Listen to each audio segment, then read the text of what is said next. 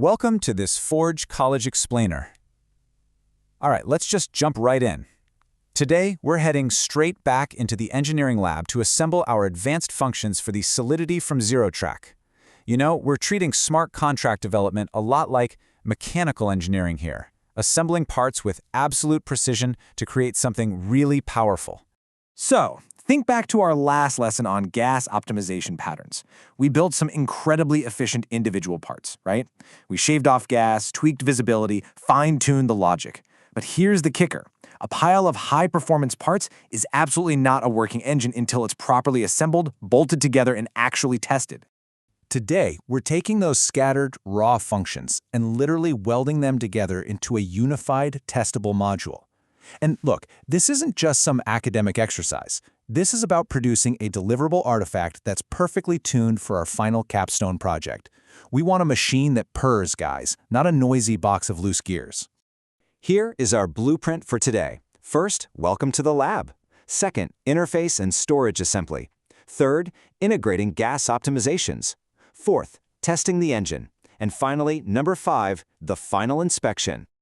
All right, section 1, welcome to the lab. Okay, so every master engineer knows that organization is just absolutely key. If your workspace is a mess, well, your code is going to be a mess too. So we start by strictly separating our files. We put our primary module code in one file, tuck the public interface away in another, give the test harnesses their own directory, and keep documentation completely separate. This kind of modularity means when the capstone maintainers actually review your work, they aren't digging through some tangled web of code. Everything has a crystal clear purpose. Moving on to section 2, interface and storage assembly. Now, one simple keyword can completely change the game here. When refactoring our function signatures, we really want to swap out memory parameters for calldata whenever we just need to read arrays or strings in external functions. Think of calldata as a permanent read-only blueprint.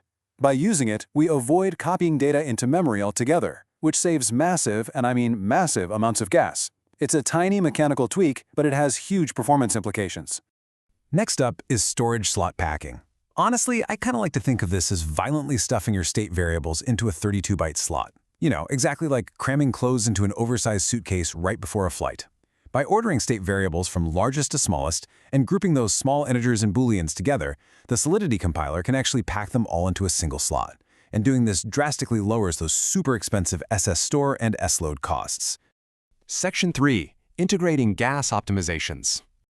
All right, time to starve that money-hungry gas gremlin. We use the immutable and constant keywords for any addresses or config values that are simply never going to change. By doing this, we are permanently welding these values directly into the contract's bytecode. This is brilliant because it completely bypasses runtime SLOAD operations. It's basically like skipping the toll booth on the highway. You just zoom right through, saving gas and execution time. But hey, a beautifully optimized machine is totally useless if nobody knows how to turn it on, right? Because a machine is only as good as its manual, we meticulously document all these brilliant optimizations using NatSpec comments right on our public functions. Like, if you chose to pack your storage in a very specific way or used an unchecked block for a tight loop, you've got to explain why. This way, future integrators understand your design choices without having to guess what you were thinking. Next up, section 4, testing the engine. So, by running our test harnesses, we get this awesome visual A/B comparison of gas costs before our integration versus after. This dramatically proves how our integration level tweaks, like that suitcase stuffing storage packing we just talked about, actually slashed gas consumption. I mean, if you can't measure the improvement, it's really just a theory, right? We deal in measurable facts here. And to do this reliably, we use what's known as a gas snapshot. Generating these deterministic gas snapshots ensures our micro-optimizations led to real, absolute savings. We use a consistent harness, like Hardhat with a deterministic setup, so every single time we run our tests, we get a solid baseline.